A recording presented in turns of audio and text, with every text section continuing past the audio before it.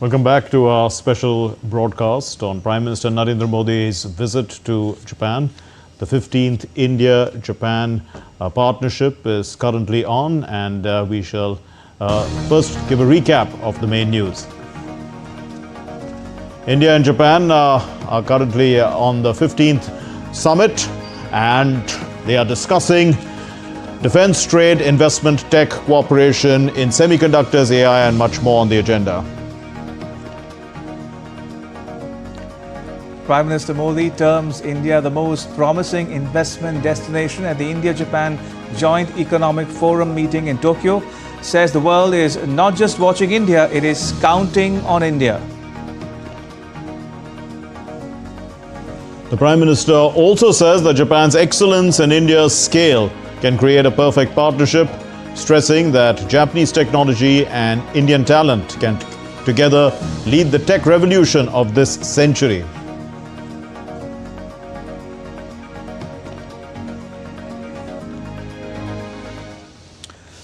Right, so welcome to this special broadcast. As we told you at the start of this broadcast, Prime Minister Modi and his Japanese counterpart Ishiba Shigeru attended the India-Japan Economic Forum today.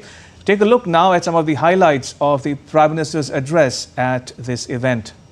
Well, Prime Minister highlighted the success of the India-Japan Special Strategic and Global Partnership, in particular the bilateral cooperation in the fields of investment, manufacturing and technology.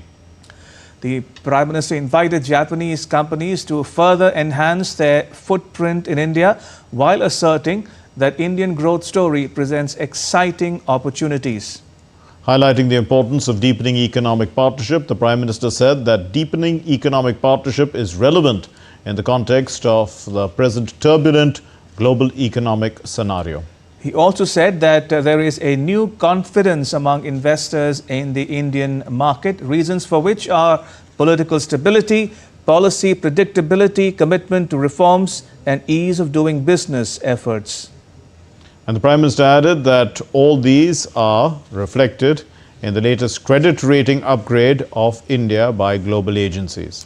The Prime Minister also stressed that there is a significant potential for collaboration in cutting-edge technologies, manufacturing, investments and human resource exchanges between India and Japan.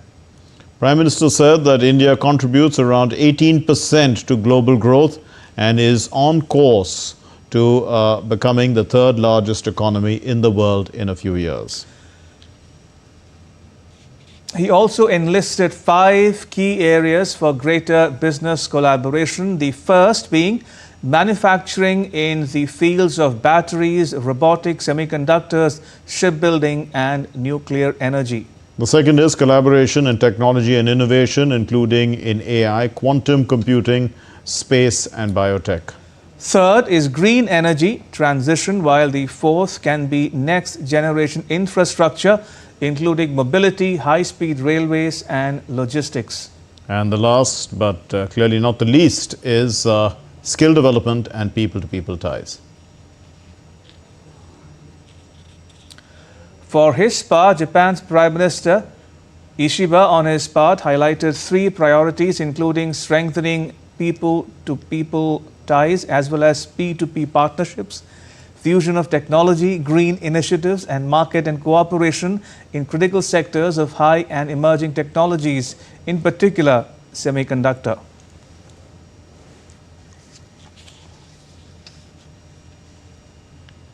And besides the forum, the Japanese dignitaries have been calling on Prime Minister Narendra Modi in Tokyo. In fact, the chairman of the Japan-India Association, and he's a former Prime Minister of Japan, Yoshihide Suga, he met Prime Minister Narendra Modi, and the two leaders spoke about many dimensions of India-Japan cooperation and how the two countries can further develop it. Their discussions covered how to build closer collaboration, including in technology, artificial intelligence, trade, investment, and more. Prime Minister Modi also met the former Japanese Prime Minister Fumio Kishida. He termed him as a great advocate of closer India-Japan relationships. The Prime Minister said that the discussions were related to the progress in the bilateral partnership across trade, critical technologies and human resource mobility.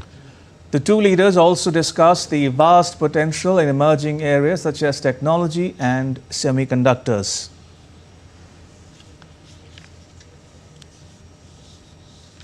Prime Minister Narendra Modi also held a wonderful meeting with the Speaker of the Japanese Parliament, Fukushiro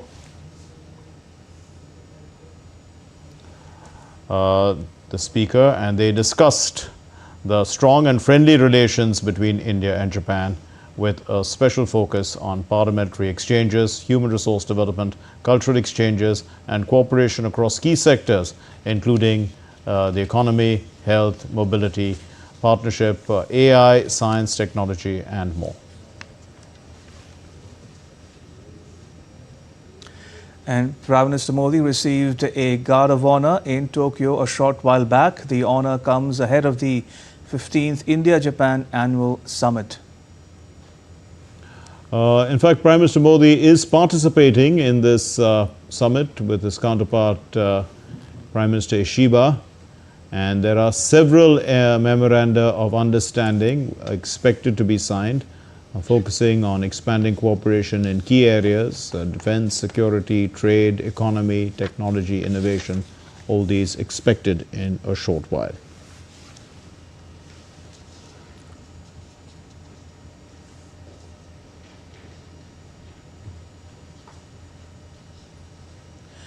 And while we are waiting for the MoUs to be signed, the chief priest of the Shirinzan Darumaji temple, Reverend Seishi Hirose, presented the Daruma doll to the Prime Minister.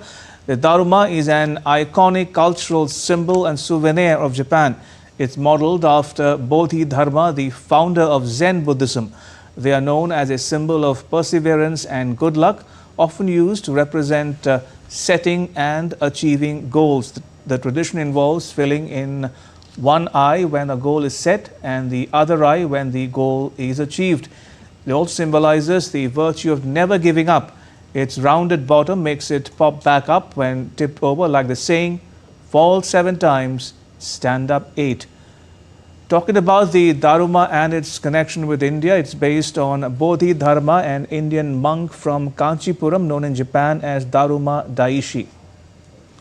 Indeed, it is believed that Bodhidharma meditated for 9 years continuously facing a wall with his limbs folded, and that is why the Dharma doll has a peculiar rounded shape with no limbs and no eyes.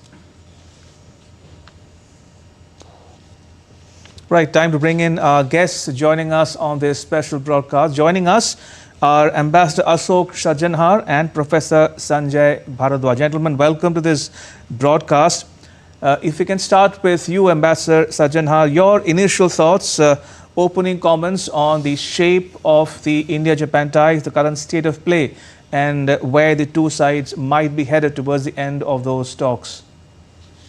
Thank you very much, Ramesh, for having me on this program. A very significant visit, very momentous visit in a number of ways, I think both in the bilateral context as also in the geopolitical context, the turmoil and turbulence that is taking place in the world.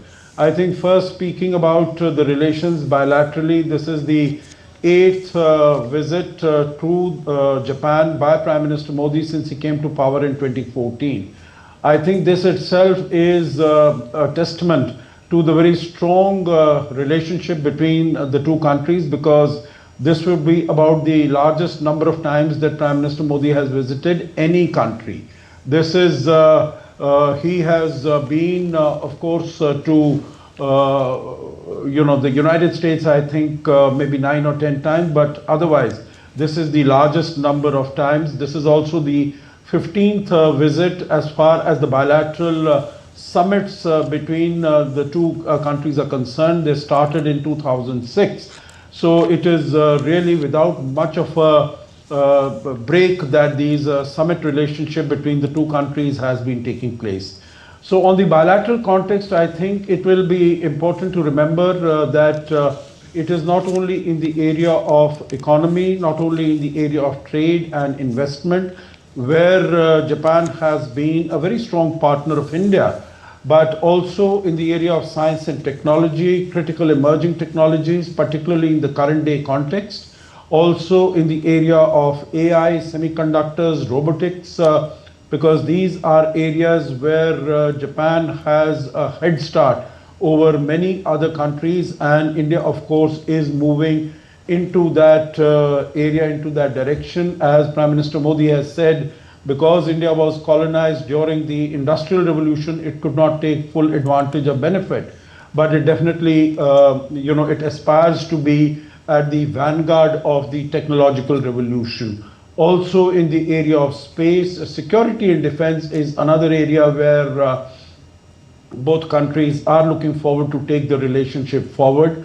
And it is not only in terms of having joint exercises, but also joint production of defense platforms and equipment. Also, I think it is useful to remember that in the people-to-people contact, in cultural area, in fact, as you were showing just now, in the relationship between India and Japan goes back, it is a civilizational relationship between the two countries. As far as bilateral trade and economic partnership is concerned, there are a number of areas where both the countries have collaborated. It started, of course, in the 80s with the advent of Maruti, which was not only just a collaboration in the area of trade and commerce and investment, but also technological upgradation. And it has been taken forward recently by the bullet train collaboration between the two sides, between the transfer of technology in the area of Shinkansen. And it is expected that the decision will be taken during the current visit that from the earlier versions of Shinkansen E2 and E5, where both countries have collaborated, now it will be moved up to the E10 version, which is the latest version, and it will be in a custom fitted manner for Indian conditions, and it is likely to become available by 2030. Also, it is reported that as against what Japan had committed earlier of investing about 5 trillion yen in India's infrastructure development, it will be bringing it up to about 10 trillion yen. In other areas also, whether it is infrastructure development in the northeast, whether it is in terms of the industrial corridor between Delhi and Mumbai, and in many other parts of the country, it has been, this collaboration has been very active. Also, if we look at the regional aspects, the regional cooperation, whether it was earlier in both India and Japan cooperating in building infrastructure in Bangladesh, in Sri Lanka, and of course even going as far as the African continent under the Afro-Asian Growth Corridor initiative. Also, both the countries, if we speak about the regional and global Indo-Pacific security defense, both countries are collaborating. They are, both of them are active participants in the Malabar exercises.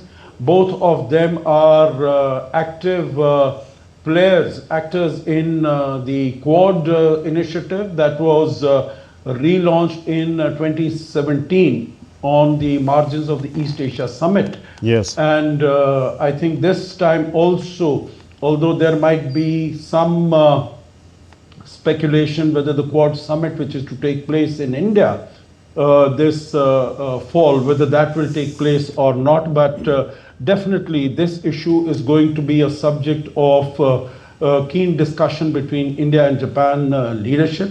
It is the whole concept of security, stability, prosperity, and peace and tranquility in the Indo-Pacific is something that is close to both the countries, and both the countries are affected by the aggressive and the expansionist policies of China, whether it is in the South China Sea, and of course, as far as India is concerned, on the continental shelf, also in the continental area, or because India has a 3,500 kilometer border. So there are many things, to discuss, both Ramesh and Mark. And I'm sure this visit, the first bilateral visit, in fact, after a period of 8 years, although Prime Minister Modi was there in Japan in 2023 for the G7 summit, 2022 in Tokyo for the Quad summit. But this is going to be the first visit after 8 years of bilateral visit, and his first visit in that sense with the new Japanese Prime Minister Shigeru Ishiba. So I think we can look forward to a number of agreements and a huge impetus to bilateral ties between India and Japan. Indeed. Thanks for your comprehensive answer, Ambassador Sajjanad. Let me turn to Professor Sanjay Bharadwaj now. And, the idea that India and Japan are providing a multipolarity to Asia, how important is this, Professor Bharadwaj, for the Asian century? After all, it was seen as the Asian century and the emergence of India and China. Thank you for giving this opportunity and asking this very, very important, significant question about the multipolarity. We have seen that how the alignment and realignment taking place, particularly in Asian countries, where the rise of China, and it was told that rise of China is not a peaceful rise. And the way the Chinese, they have started develop their expansionist approach or revisionist approach, and India and Japan, both the countries are witnessing this expansionist approach in East China Sea, where they have the disputes with the Japanese, and then you can also see that how they have become the revisionist in the case of India's border. And the other Southeast Asian countries are also facing the same music, and the Chinese, they are behaving like a middle kingdom, and they are trying to control this. So, and this has been challenged at the multiple points and multiple occasions by India, Japan, and other South Asian countries. The first, you correctly pointed out that the emergence of the Indo-Pacific strategy, that was the brainchild of Shinzo Abe, that the former Prime Minister of Japan. He had come out with the open and free Indo-Pacific region, and there he pointed out categorically that how a country's sovereign rights for the navigation and trade should not be hampered by any other country's expansionist approach. So from there, India and Japan, they have started thinking strategically. This is one point. The second very important point, while Prime Minister Narendra Modi visited in 2015, what they said that we used to talk about democracy in the region. Now India and Japan will talk the growth and the protection of democratic ethos and values globally. And Shinzo Abe and Prime Minister Narendra Modi has come out that we will promote the democratic ethos globally. So in this background, what is happening today? You can see that tomorrow there will be SCO summit, and the three countries, Russia, China, and India, they are coming together, and Prime Minister Narendra Modi is participating. The issue totally comes that while you are coming and you are understanding the realignment approach, or you can say that while the Chinese and Russians, they were trying to challenge the status quo of the global order, that the global order is not dominated by the West or the Americans. There should be multipolarity, or I would say that there should be multiplex engagement and multiplex demonstrations from different countries, where Japan can be one, India, China, Russia, all these countries can have different strength and different important significance globally. But what is happening, and this is that Trump's policy, particularly while keeping the tariff war, and that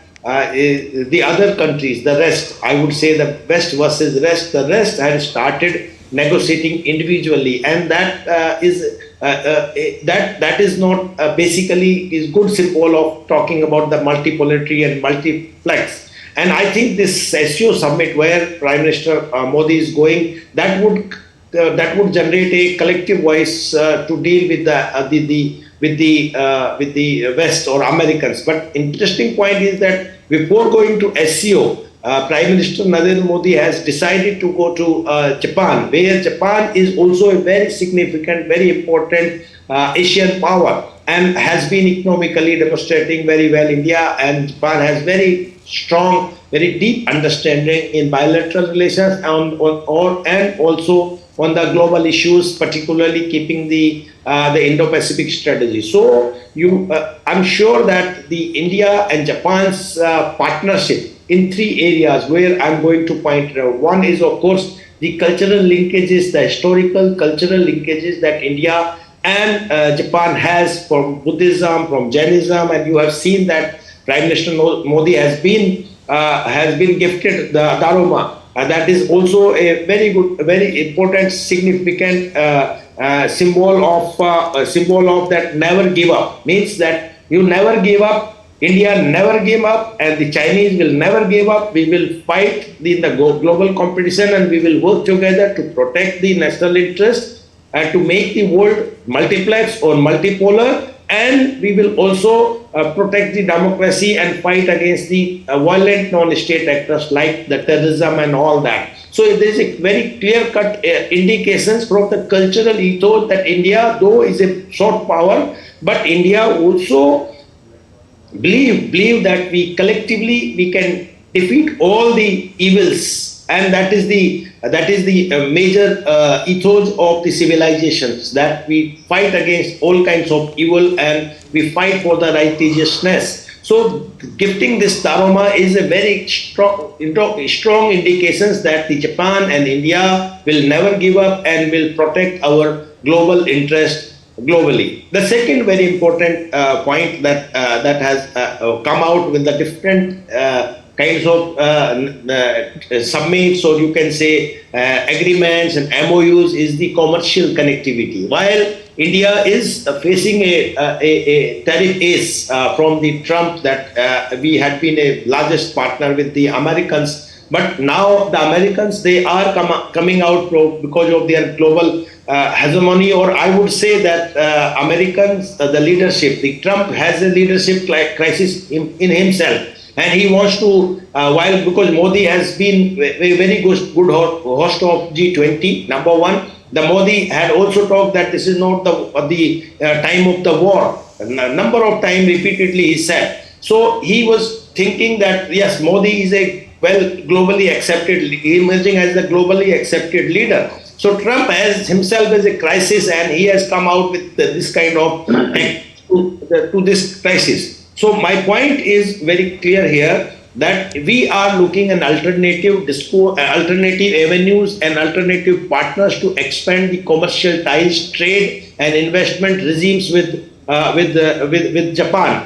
Ambassador Sajanhar correctly and very comprehensively discussed about what kind of ties that two countries are having. But the most important point is there that we are talking about the human resource mobility. We are talking the new age technologies, AI and all that. So these are the need of the time, and that would basically compete in the globally. While we are talking about the semiconductor, while we are talking about cooperation in other areas and capacity building areas and all that. So that is the second very important aspect, that India and Japan, they are coming together to have the commercial connectivity, so that you can have an alternative trade routes, alternative supply routes, and you can have the new markets, and the Japanese can invest that, like India is targeting, Modi is targeting. The Japanese have 66% billion trades of investment, $1 billion of investment in India. So this is the second point. The third very important point, is a connectivity issues. And while Ambassador Sajanhar has also pointed out, while there are number of connectivity projects that has come out particularly the Chinese, they have come out, China-Pakistan economic corridor, trying to have the China-Myanmar economic corridor, trying to develop the infrastructure in other South Asian countries. Japan, they have also become a very strong partner to develop the connectivity projects in South Asian region. One very important region is the initiative in the Bay of Bengal industrial growth belt. And this Bay of Bengal industrial growth belt that the Japanese, they are having developing Northeast and trying to bring the Myanmaris, Bangladesh and all this area in the Bay of Bengal so that it can become a industrial growth hub and developmental hub. And in this, in the same manner, they have also developing Matabari port in Bangladesh. The same, and then you can also see in Sri Lanka what India and Japan has come out with a trying to call it that Eastern terminal port that they were developing, though that has not become still not very fast moving, but India is doing independently now. Because of the political developments in Sri Lanka. Yes, Professor. So, we are trying to have a strong supply chain connectivity within South Asia, and Japan is very strong, particularly coming out with the bullet train so that you can have more fast and even the freight corridors that the pennies they are coming, they are helping India to come out connecting entire South Asian countries. So these are very important areas where Japan and India, they are looking not for today's generation, they are looking for the next generation. And I think entire discussions and what Prime Minister Narendra Modi's bilateral visit to Japan is bringing all and thinking about the next generations, and in the next generations will be working in the multipolar world order. Okay. There will be no one country that would dominate the discourse. There will be no single leader that would dominate the discourse, and this would fill the gap where there is a leadership crisis in the world and there is an institutional crisis in the world, because now there is no institutional. Now the state is functioning in the self-help system. In the self-help system, now Japan and India will work together, and I'm sure they will give an alternative discourse to the world. Right. Ambassador Sajjanar, before we delve into the specifics of the bilateral partnership, I want to go back to the point you were making earlier about the Quad. Now, I got the sense, hearing you, that you were circumspect about the prospects of organizing a Quad summit this year in India. Why are you circumspect? What are your doubts? Yeah, thank you very much for that question, Ramesh. And, I am circumspect for two reasons, if I could mention it that way. Number one is the state of India-US relationship at the moment. And we have seen the manner in which it has tanked, it has come down over the last few weeks. I think we were going quite strong till about the end of June also maybe. And, there was all the expectation and hope and anticipation that, the bilateral tariff agreement, mini bilateral tariff agreement will be signed before the 9th of July, which was really the cutoff date when penalties would start coming in.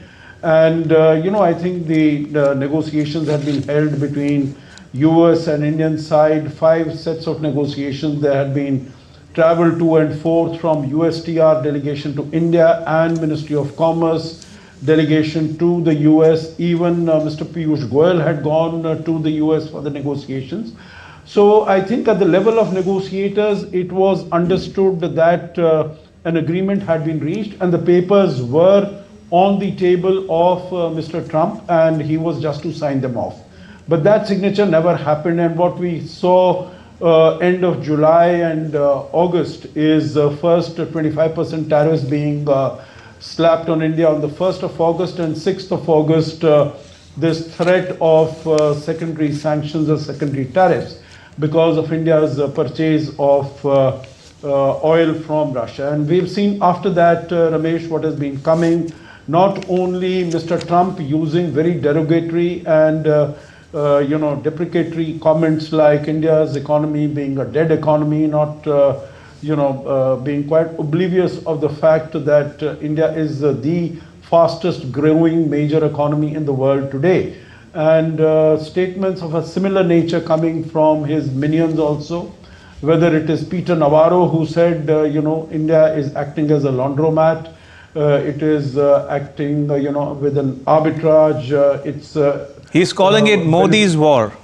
Yeah, now I was about to come to that because that was his latest comment on that this is Modi's war, which United States is funding, and it is because of the higher tariffs that United States business and consumers have to pay. Right. And also that all the money is coming to Russia. So cutting a long story short, the state of relations between the two countries, under the current circumstances, I am very doubtful whether we would invite Trump and Trump would come to India for the Quad Summit. And if Trump does not come, then there is no Quad Summit, because without America there is no Quad really. Otherwise, if without America we could have done something, with the trifecta, that is Japan, India and Australia. We could do it together, but that is what brings the muscle and the spine and the heft to Quad.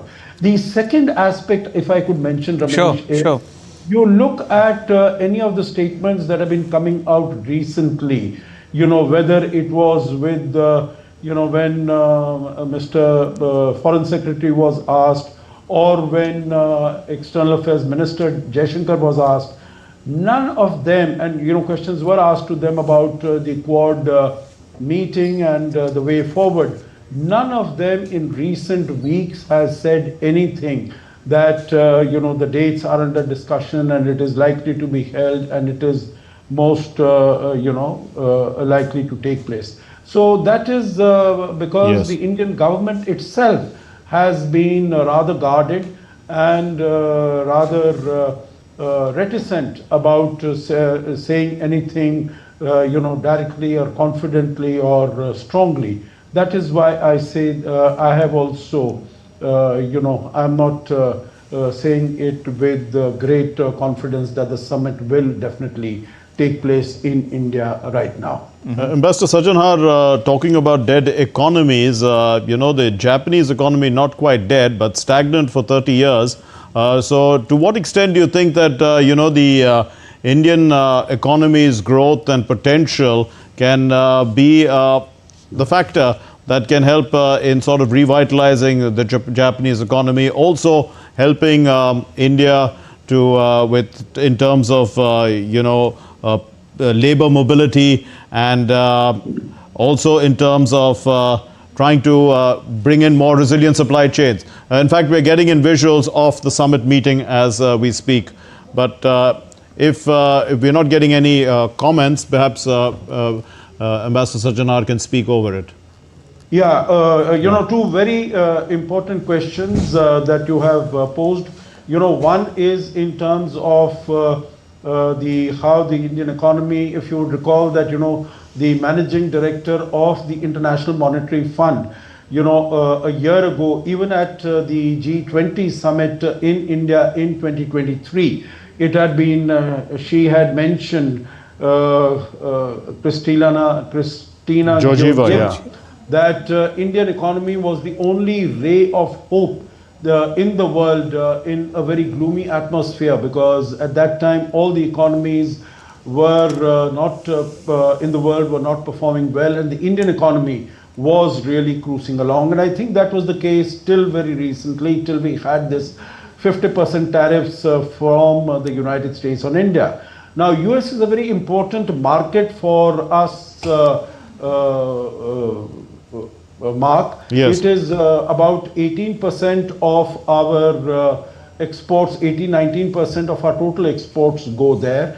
And what these 50% tariffs are going to have an impact on about 40 to 50% of our exports. That means about $40 billion or so are going to be impacted, whether it is textiles, garments, it's gems and jewelry, it's shrimps, it's leather, footwear, it is some auto components, it is carpets. Issues like this are going to be impacted. But then India is trying to find other markets. We have just signed FTA with the United Kingdom. We are to hopefully we should be able to get through. There should be increased focus and energy on concluding the India-EU FTA. There are also negotiations on a PTA with the Mercosur, also with the GCC. Our second largest export market, about 9%, is the United Arab Emirates. We have signed an FTA with the UAE also recently. So I think there are other avenues that we are looking at, also with the ASEAN, with Africa, with Latin America, getting new markets, so that our economy is put on track, that it does not suffer. Now, the economists who have done a detailed study, Mark, they say that as a result of this downturn in exports to the US market, even if we take that, no new markets are going to, come up or something for these items, that it is going to have an impact of about 0.3 to 0.4% in our GDP. But that having been said, of course, the impact on the livelihood and the economy of the labor-intensive industry is going to be very significant, is going to be very huge. So that the government has to guard against. The government is working on that also. RBI has said the same thing, that we are going to come up with the credit for the affected industries. The government has said we are going to look at 40 other export markets in Africa, in Asia, Southeast Asia, and in Latin America to get markets for these products that are affected by the tariffs from the United States. And also, I think Finance Minister has come out yesterday saying that we are going to help and support these sectors who are going to be adversely affected.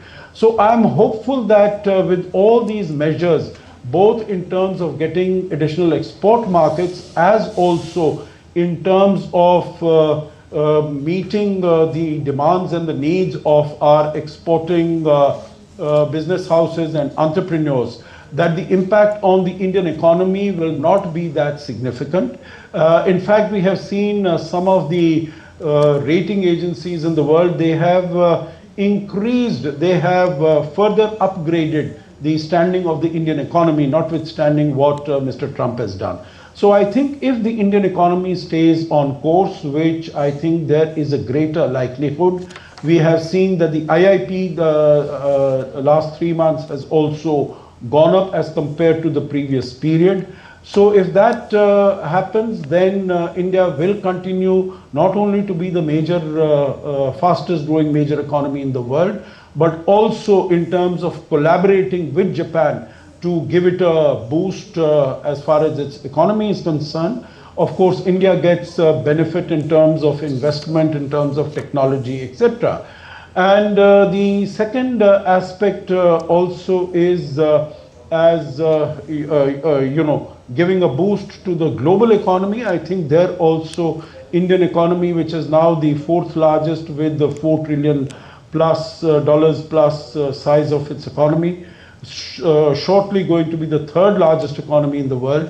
I think that will also have a salutary impact upon the growth possibilities of the other countries. During the SCO summit, I'm sure, although China is not a big importer, it's a big manufacturer and exporter. Russia is not a big importer, they are not very big trading partners for India. India exports about $8 billion to Russia, to about $12 billion to China. But if we can bring down our trade deficit with these two countries, because India has a huge trade deficit also with Russia because of the large imports of oil, and of course in the range of about $100 billion trade deficit with China. So if we can bring that down also, and it can create more job opportunities, more employment opportunities in India, I think that is going to be beneficial not only for India, but of course for the other countries in the region, and definitely for Japan also. Mark. Right. Professor Bharadwaj, we've discussed about economic ties, political ties. Let's talk a bit, if you will, now about defense and security cooperation between India and Japan. Now, my question to you is this. If Trump cannot be trusted and the Quad Summit is very much in doubt, what can Japan and India do either alone or together for stabilizing the Indo-Pacific, which could be a code for China for all practical purposes? Okay, thank you. Let me add 2-3 points Sure. what Mr. Sajjanar has discussed about the Indo-Pacific strategy and Quad. You know, there were differences in on the issue of Indo-Pacific strategy as well as on the Quad. India, from the very beginning, had emphasized that Quad is not against anyone. The Americans, they were trying to bring that the Quad and the Indo-Pacific strategy is to counter the Chinese expansionist approach and Chinese revisionist approach, and so that all the countries, they are coming together. But the point is here that India always emphasized, let's have the non-traditional security issues under Indo-Pacific strategy, and in all the meetings of the Quad, this has been discussed. Let's have the maritime security, let's have the energy security, food security, navigational rights, and other health and educational issues that should be the point of the cooperation among all the Quad countries and in all the Quad meetings. That and the new technologies are emerging that also should become the part of the. So India always emphasized on the non-traditional security issues in under Quad and under Indo-Pacific strategy, whereas the Americans, they emphasized on the issue of security. Here, the Japan is always talks the freedom from want. And Japan is always talks about the development of humanity and all that. So somehow that India's thought with the Japan is much aligned in comparison to the Americans. This is the one differences that you can see while you are going into detail. The second very important the differences that you can see, where India, basically Americans, they have designed this Indo-Pacific strategy. Who has come out with because it was Asia-Pacific, and that was moreover economic cooperations or economic strategic community. But the Indo-Pacific has become the strategic community purely. And the Americans, they have developed that this would be from the Hollywood to the Bollywood. That was but India never accepted this argument from Hollywood to the Bollywood, because India talks that let's the Indo-Pacific strategy and the Quad should be more inclusive in the sense of that the more countries and more areas of cooperation should come out, because India wanted beyond the Bollywood, means that it doesn't stop with the Mumbai or with the India. Let the West Asian countries, including Pakistan and Afghanistan and Iran and all that, also fall in the larger Indo-Pacific strategy. Because India's concern was, let's also deal the issue of terrorism. Let's also deal the issue of fundamentalism and insurgency. So they should also be dealt and discussed under the Quad platform within the Indo-Pacific strategy. And Prime Minister Narendra Modi has correctly, he has specifically pointed out while they were Raisina dialogue that we talks about the inclusivity of the Indo-Pacific strategy. So there were differences between the Americans and India on the issue of this Quad and Indo-Pacific strategy. This is one. The second very important point you have asked, that how that Japan and India can provide an alternative discourse. You just read that what the Australian government's statement has come, that this kind of coercive diplomacy and trade diplomacy would not work and would not serve the interest of these countries under Quad and under Indo-Pacific strategy. So Australia supported that what kind of tariff is that the Trump has come out stood with India and criticized the Americans. In the same manner, the Japanese, they are coming out very closely and talking about the investment and trade with India. They are also not very much happy with the Americans or Trump's policies, that what he has been doing, because it would be a setback to the Quad, and this would be setback to the Indo-Pacific strategy. And Ambassador Sajjanar has correctly pointed out that if these trends and these mindsets would work, the Americans would work on the same parameters, then there would be very less possibilities that the Quad summit would help in India. And the Trump will not visit, and he will not be warmly welcomed. That what we could have done. So the issue is that they have to rationalize if they are looking with Americans. Otherwise, the Japan and Australians, they will come out and they will talk about the Southeast Asian countries and the Indo-Pacific Pacific countries in larger context. Right. And I'm sure when the American is out from this strategy, the Chinese will be better in a comfortable position, and they will also cooperate in some areas where we are bargaining, like climate change, like the trade. कार्यक्रम शुरू किया जाएगा। मैं विश्व内閣総理大臣モディ首相におかれては、日本インド首脳共同声明、日本インド間の安全保障協力に関する共同宣言および今後10年に向けた日本インド共同ビジョンの交換をお願いいたします。सबसे पहले मैं आग्रह करूंगी प्रधानमंत्री इशिबा और प्रधानमंत्री मोदी जी द्वारा घोषित जापान भारत संयुक्त घोषणा, भारत और जापान के बीच सुरक्षा सहयोग संबंधित संयुक्त घोषणा एवं अगले दशक के लिए भारत जापान संयुक्त विजन के दस्तावेजों का आदान प्रदान।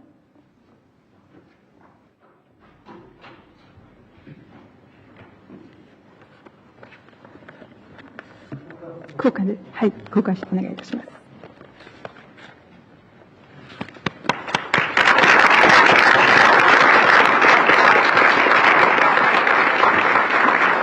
写真はよろしいでしょうか。はい、ありがとうございました。はい、続きまして、日本インド外務省間の協力覚書の交換をいたします。交換者は岩谷。The Ministry of External Affairs, Republic of India. Exchange will be done by Foreign Minister Iwaya and Foreign Secretary Misri. समझौता ज्ञापन का आदान प्रदान, इसके लिए जापान की ओर से विदेश मंत्री श्री इवाया और भारत की ओर से विदेश सचिव श्री मिश्री से आग्रह करती हूं कि वो यहां आए।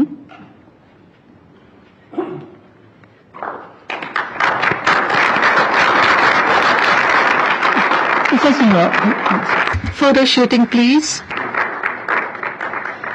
続きまして Next, Japan-India Digital Partnership 2.0, a joint declaration of intent on clean hydrogen and clean ammonia, memorandum of cooperation in the field of mineral resources to be exchanged by Minister Mittal of METI and Foreign Secretary Misri. संबंधित समझौता ज्ञापन, hydrogen ammonia संबंधित joint declaration of intent, खनिज संसाधन संबंधित समझौता ज्ञापन का आदान प्रदान किया जाएगा। जापान की ओर से अर्थव्यवस्था, व्यापार और उद्योग मंत्री श्री मित्तल और भारत की ओर से विदेश सचिव श्री मिश्री।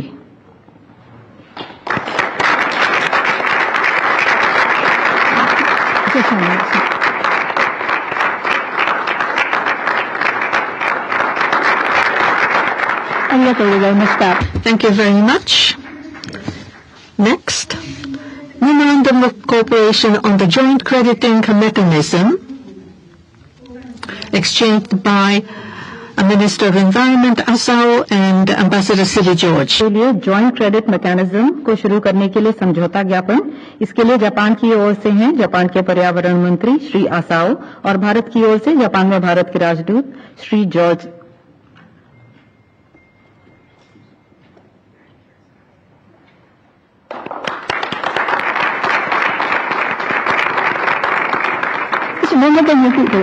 Could you come to the center?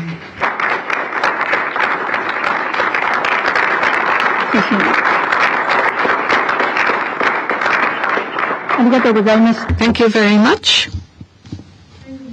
Lastly but not least, implementation agreement concerning joint lunar polar exploration mission.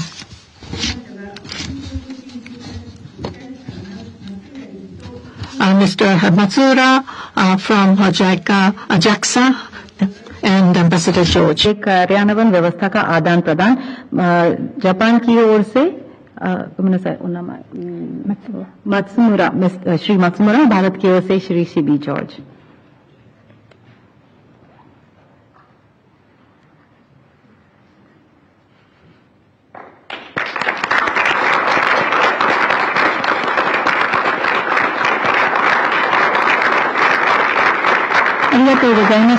Thank you very much. This is the end of the exchange ceremony of documents. आज का दस्तावेज आदान प्रदान समारोह यहीं समाप्त होता है. May I invite the two leaders to come up to the podium. Now we would like to have joint press announcements by the two leaders. First of all, Prime Minister Ishiba and then Prime Minister Modi in that order. So Prime Minister Ishiba, please. Good evening, ladies and gentlemen. Namaskar. I would like to sincerely welcome Prime Minister Modi and his delegation for their visit to Japan. 6 years ago, in August, I had the pleasure of visiting Varanasi by the river Ganga, which is the largest sacred land of Hinduism and also the sacred land of Buddhism. I was in awe of the Indian history of time immemorial. When I think back, the two countries have started its relationship back in the 6th century when Buddhism was introduced into Japan. We have had long-term relationship crossing the sea, and culturally and spiritually we were able to influence each other. And such positive influence-based relationship have not changed at all today. India now has the world's largest population and has a dramatic economic growth. And India is bringing transformation to the whole world through innovations. Japan can also boast of advanced technology leading the world's growth. When we think about Japan and India relations going forward, we need to take advantage of each other's strengths to bring solutions to our challenges and to help each other, or to think about possible solutions for the next generation's challenges where no answer is seen today, to bring wisdom together, to co-create solutions. And that, I believe, would be the benefit for both of our countries in having complementary and mutual relationship. Now, Japan and India shares the fundamental values, and in the Indo-Pacific region, we need to maintain free and open international order based on rule of law. We share the responsibility to strengthen such an international order as we see increasing opaqueness in the international circumstances. Japan and India need to bring on strengths together for peace and stability of the region. Prime Minister Modi visited Japan as Prime Minister back in September of 2014 for the first time, and the two countries agreed to have special strategic and global partnership. In the past 10 years, we have been able to see advancement in broad-based areas. At our meeting here today, based upon such accumulation, we were able to have exchange of views on how to advance our relationship forward in the coming 10 years. Now, first of all, cooperation in security arena. In order to secure peace and stability for the Indo-Pacific, we need to deepen cooperation between the defense authorities between our two countries. 23 years ago, back in 2003, I visited India, the first time for Director General of the Japanese Defense Agency had to visit India. Compared to then, Japan and India security cooperation have deepened dramatically, and we are seeing advancement of the possible transfer to be realized to the Indian Navy here on Unicorn, United Combined Radio Antenna. In order to support such a cooperation, we have adopted the Japan-India Security Cooperation the declaration, and there are shared issues of economic security, and we will start the economic security initiative to strengthen the partnership to bring resilience for the critical commodity supply chain. Second, to promote investment and innovation. India has a vast market with great potential. In order to bring in the vitality of India, that would grow the Japanese economy. For Japan's investment and technology transfer to be proceeded with, that would be conducive for the Make in India, Make for the World by Prime Minister Modi. And I believe there will be further the values to be brought about with the semiconductor and artificial intelligence, Japan-India Digital Partnership 2.0, as well as Japan-India AI Cooperation Initiative Giant will be launched, and Japanese startup businesses and the Indian business too will be further developed, and we will also promote space cooperation. We will also together address the conducive climate for businesses to be achieved. And we have set forth the target of 10 trillion investment in order to support the private sector investment from Japan to India. High-speed rail is a flagship project between the two countries, and we have agreed to further promote cooperation. And we will launch a next-generation mobility partnership with the aim to further expand our cooperation for the next-generation energy as well as disaster risk reduction and digital area. Thirdly, compared to the close relationship between two countries, there is still a lot of space to grow for traffic and exchange of the people. Of course, the Indian STEM talents are highly competent, but the Indian students coming to Japan to study are less than 2,000.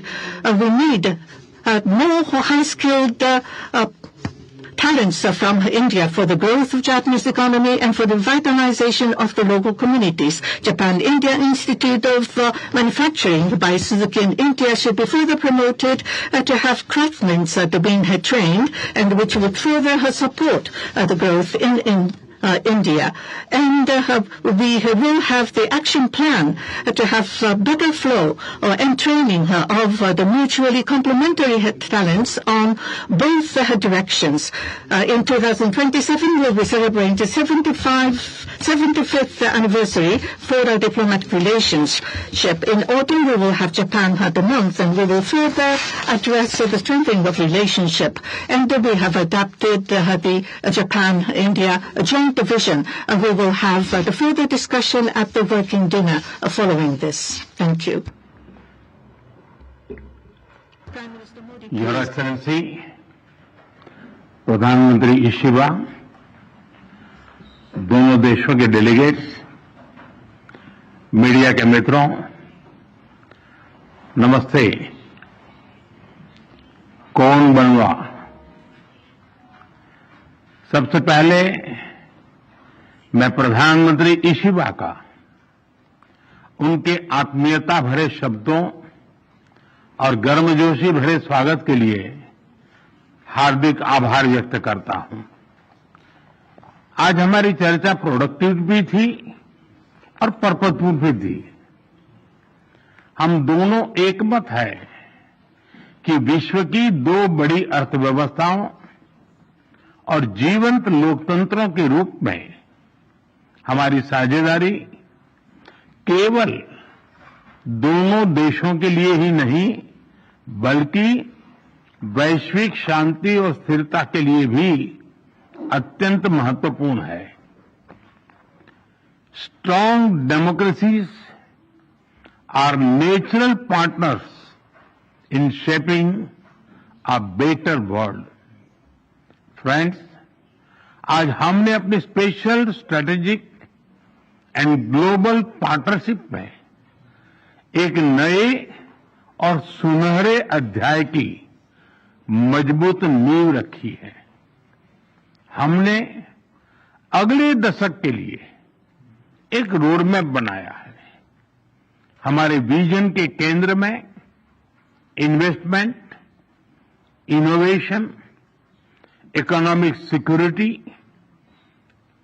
Environment, technology, health, mobility, people to people exchanges and state prefecture partnership, ये प्रमुख बातें हैं। हमने अगले 10 वर्षों में Japan से भारत में 10 ट्रिलियन येन निवेश का लक्ष्य निर्धारित किया है।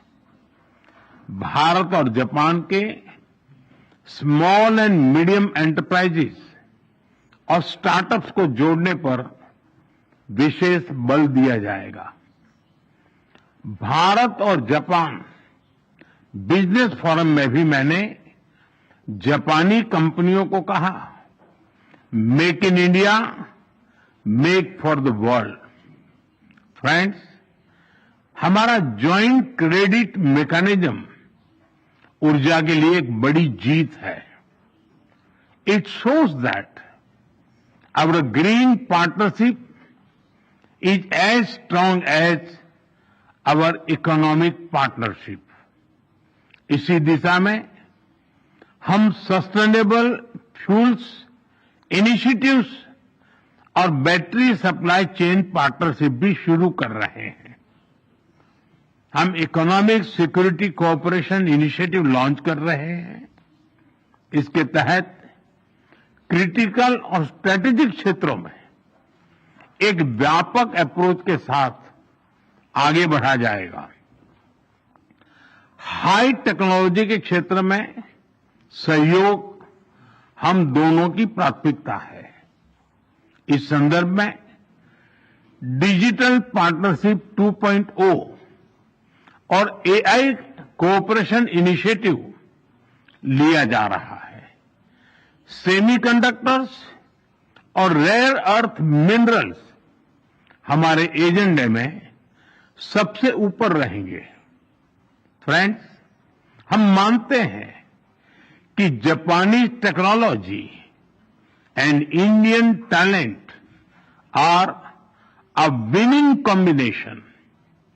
जहां हम हाई स्पीड रेल पर काम कर रहे हैं, वहीं नेक्स्ट जनरेशन मोबिलिटी पार्टनरशिप के अंतर्गत पोर्ट्स, एविएशन और शिप बिल्डिंग जैसे क्षेत्रों में भी तेजी से प्रगति करेंगे। चंद्रयान 5 मिशन में सहयोग के लिए इसरो और जाक्सा में बनी सहमति का हम स्वागत करते हैं।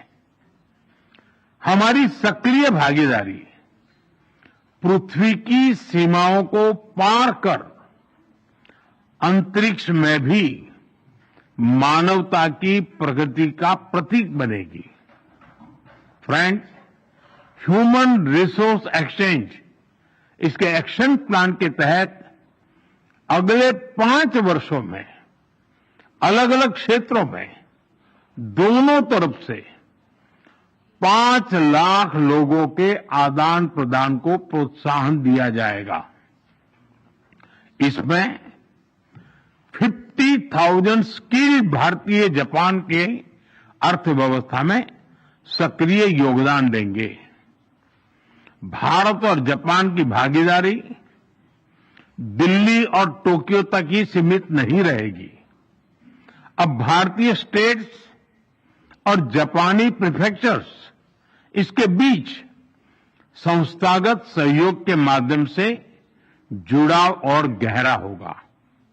इससे trade, tourism, education and cultural exchanges के नए द्वार खुलेंगे। फ्रेंड्स, भारत और जापान एक free, open, peaceful, prosperous and rules based Indo Pacific के प्रति पूरी तरह से प्रतिबद्ध है। आतंकवाद और साइबर सिक्योरिटी को लेकर हमारी चिंताएं समान है। डिफेंस और मैरीटाइम सिक्योरिटी से हमारे साझे हित जुड़े हुए हैं। हमने निर्णय किया है कि डिफेंस इंडस्ट्री और इनोवेशन के क्षेत्र में आपसी सहयोग को और सशक्त किया जाएगा। Friends, India and Japan partnership is rooted in mutual trust, reflects our national priorities, and is shaped by our shared values and beliefs. Together, we carry a common dream of peace, progress, and prosperity of our peoples and for the world.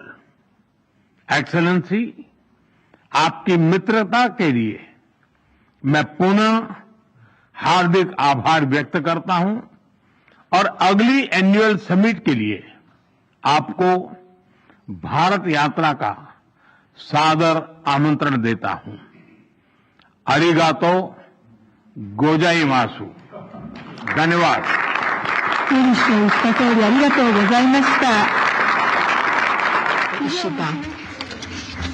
This ends the Japan-India joint press announcements. Thank you very much for joining us. Right, so you're watching the joint press statements by the leaders of India and Japan in Tokyo towards the end of the annual summit between the two countries. And before that, the signing of MoUs or agreements between the two sides as well. Mark, if I would just quickly walk our viewers through the main takeaways from that event there in Tokyo. The two prime ministers exchanged 3 documents, including a joint statement, an agreement on security cooperation, and a third on a long-term vision for the next decade in India-Japan ties. And in his press statement, Mr. Modi said that the Japanese technology and Indian talent is a winning combination, and that the two countries' ties are marked by mutual trust and shared values and beliefs. And he also said that India and Japan, their ties are good for the world, peace and security, and that they've agreed on the next steps in developing their ties, including in the areas of investments, innovation, environment security, environment, technology, health, mobility, people-to-people exchanges, and so on. Mark. Indeed, and Prime Minister Ishiba also spoke earlier, and he talked about his visit to Varanasi, and you know how important that was, how he learnt the importance of Varanasi for Buddhism. He talked about the cultural strength, the spiritual foundation and cultural foundation on which this relationship has been built for centuries, and how it's the fundamental shared values of rule of law for the seas. All this comes from a shared value for democracies, which Prime Minister Modi also spoke about. Being large democracies, large economies. We are all natural partners, and apart from that, there were agreements also, on with the Ministry of External Affairs had an agreement. There was a clean hydrogen and clean ammonia agreement, and there was a joint credit mechanism and polar exploration, other things that came out of that meeting. Indeed, and for his part, Prime Minister Ishiba of Japan spoke about India's dramatic economic growth, and he said that for peace and security in the Indo-Pacific, it calls for more robust defense cooperation between India and Japan. So those were the big takeaways from the MoUs signing and the joint press statements between the two leaders of India and Japan.